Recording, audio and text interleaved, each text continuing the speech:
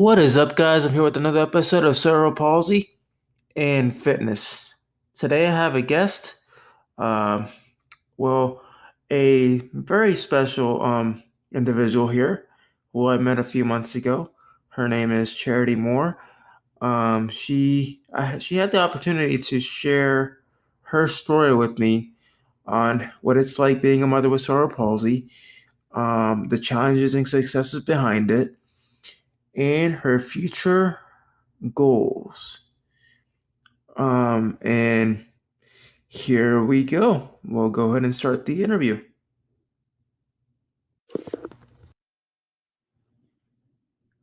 Hi, Charity. So I wanted to ask you, how were you first diagnosed with CP? Could you tell me a little bit about that and how was it for your family to find out about your diagnosis and how you were able to overcome it? So when I was younger, I had this very strange walk, and the doctors told my parents that I would grow out of it, which of course I didn't. We had a surgery done. I was probably 3-ish, maybe younger, to lengthen my tendons, and that from there is where everything started for the diagnosis of CP. That is actually pretty cool. Mine started, I had my hamstring lengthening around like uh, 7 or 8, and I feel like you and I have similar paths as to how we began walking. So with mine, I had my first actual surgery was my rhizotomy, which is my back, and then it began with my legs afterwards. Um, but it's really cool how we have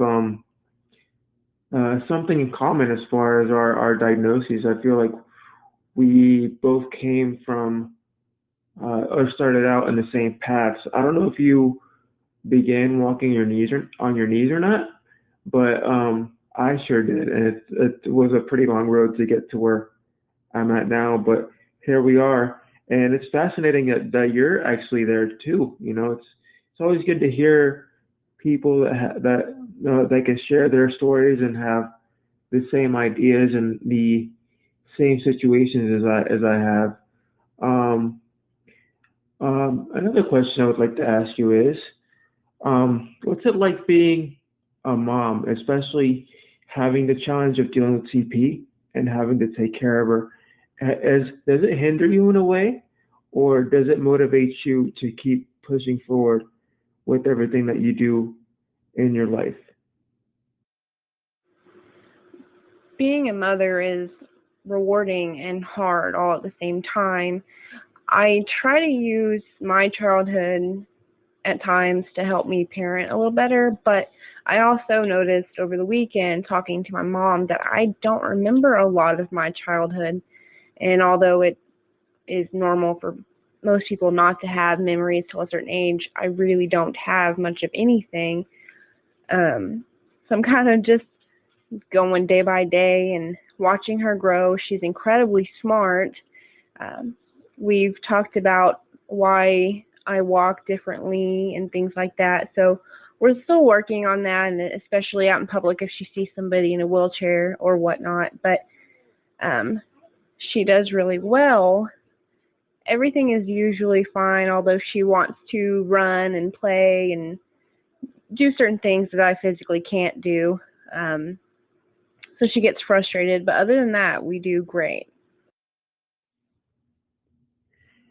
It seems to me like you're doing a wonderful job, and hopefully in the future, by being around you and you raising her, she'll develop that understanding that people with disabilities aren't just, people with disabilities. We have jobs and goals and aspirations, and it seems like you're doing a great job teaching her the proper way to approach someone with a disability, how to handle the situation. And as she gets older, she'll learn to understand that and value that, and she'll definitely appreciate that you're really instilling that skill into her. and she'll definitely grow up to uh, be wonderful around the disabled community. Um, for the last question, I was wondering if you could tell me a little bit about your future goals, any plans you might have, and what would you like for the, I guess, anybody in our society to know as far as um, how to, what your main, trying to think of how to word this, what your main mission is or your main objective is in life as to what's your main goal? What do you want to do? Like, what's your main objective? Because I know you mentioned to me you wanted to start your own. Um, I think it's your own organization or your own show, so to speak. And I wanted you to kind of reiterate on that. That sounds really interesting. Like, what's your main objective?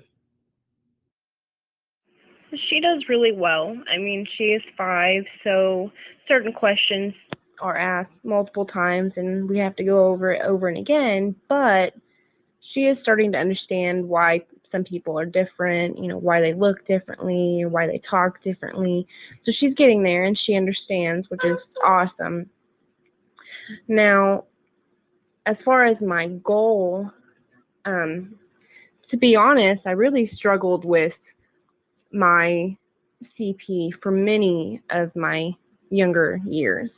High school was pretty horrible for me. No matter what I did to fit in, it always seemed like even my friends were treating me differently. I played sports, but they didn't want to be my partner and things like that. So I spent many years just angry and mad at the world, I guess you could say, as why it happened to me, why me.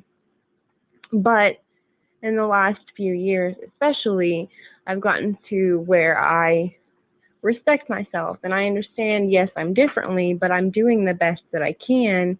And I'm a normal human being just like anybody else. I just walk differently.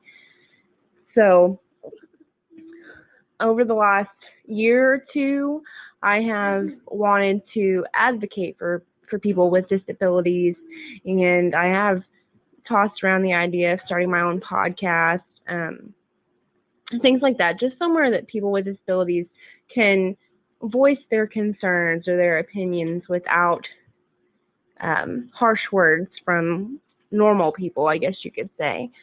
The overall goal is for people to understand that although someone has a disability, they still are human. They may not be able to speak, but they still have emotions. They understand what's going on around them. And I think the big difference between the two of us, as far as people with disabilities and normal people, people without disabilities, um, the people without disabilities take for granted what they can do. There are so many people that would love to be able to use 2 hands or be able to stand or walk or eat without a feeding tube. So I think overall that is my goal, to kind of bridge that gap between us.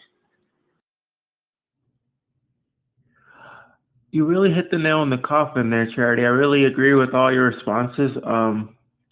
We definitely, I definitely agree with you on the aspect that we need to really get out there and um, really help people understand that um, we're just people looking for how do I put this, normalcy in a world where we live. Obviously, as you mentioned, being bullied and stigmatized and not being, respected enough in society as people that are uh, equal in footing as far as, things that we could do. Um, I definitely love the story with your daughter. That's actually really, really awesome. How the fact that she's learning from you, and that's such valuable experience. That beats anything that we learn every day in our society. Personal experiences, it always wins. Um, I can agree with you on on growing up with CP. Like I was always not always, but sometimes I was left out of certain activities that involved a lot of physical movement, and sometimes I'd have coaches kind of adapt those activities for me to be able to do it with the class. So, I mean, it wasn't hard at all. It was just a matter of really just finding a way to adapt those specific um, activities. Um, as far as your goal, that's awesome. Starting a podcast, doing uh, getting it out there. It's always about getting your voice out there. Speaking, letting people hear you.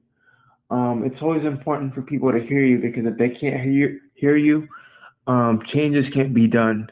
And it's all about you and the impact that you can make in so many people's lives. And I feel that you have so much potential to do that, and I'm definitely very appreciative and supportive of the fact that you took the time to do this podcast, and it means a lot. Um, I really appreciate your time, and thank you for being on the show. I definitely, you know, if you ever start doing something like that, like a podcast or anything, I definitely would like to work with you. Um, yeah, it's been fun. Thank you so much. I really appreciate it. And hopefully everybody enjoys this podcast and learns something from you. It's really awesome. Thank you. Yeah, you're very welcome. I really enjoyed the time and working on a podcast with you. I have never done that before. I've listened to them, but I haven't actually participated in one. I haven't met you in person, but I am very appreciative and proud of you for all the work that you've done.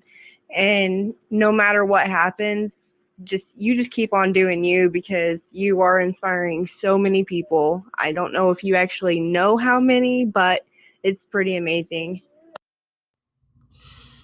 If you like this podcast and many more that I've been able to record so far, please check me out on iTunes, Spotify, Anchor, and any other major podcast retailers available. Google Cast. Um, I appreciate y'all's support and thank you so much. I hope you all enjoy this. If I can do it, so can you.